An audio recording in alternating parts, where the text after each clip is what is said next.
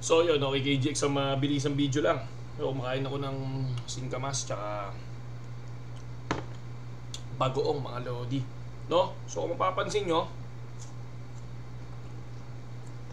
gumawa ako ng isang resistance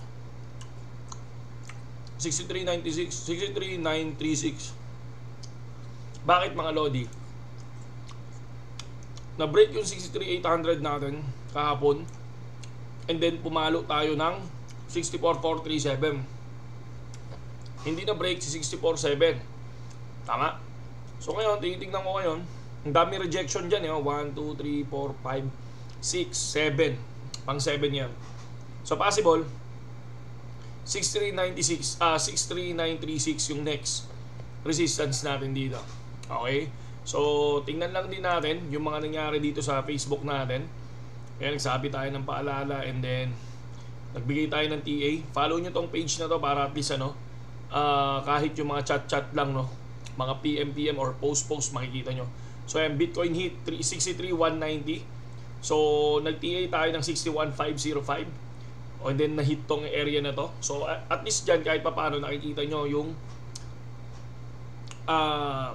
every 4 hours, 5 hours nagpo-post tayo para at least makita nyo yung possible na entry point natin.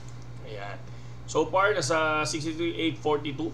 So hindi pa ako papasok dito mga lods. Papasok ako sa 63,936. Okay, gawin nyo lang mga lodi, cut loss lang.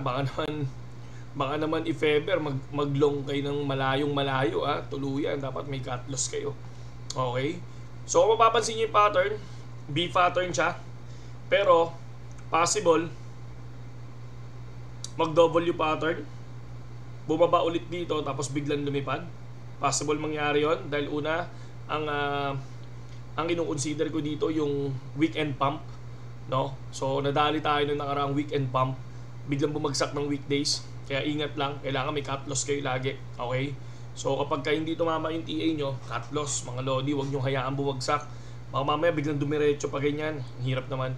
So far ako, kung magda-W pattern yan, nandito ako sa 62,887. Tapos lilipad. Yun lang naman yung sa akin dyan mga lodi. Hinabol ko lang yung video natin para at least guide lang tsaka awareness mga lodi. Okay? Sa mga gustong pumasok sa BitGet, pasok lang kayo. Nandiyan yung link natin sa description. Gamitin nyo na yun. Okay?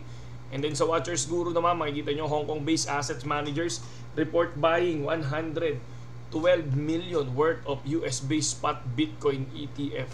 Okay? So, and then dito naman, so lahat ng halos karamihan sa trader ngayon na naglong, ang kinukuha nila yung 67,350. Diyan sila mag-ITP. Kahit naman din ako, kung nandito na sa area na yan, diyan ako mag-ITP kasi hintayin ko si 68,600. Okay, yan yung pinaka-support ko. Kapag na-break to, siguro lilipad mga lodi. So ayan, 63,915 na. Okay, saludo sa lahat KGX at magandang gabi sa inyo lahat. Ay, magandang hapon sa inyo lahat.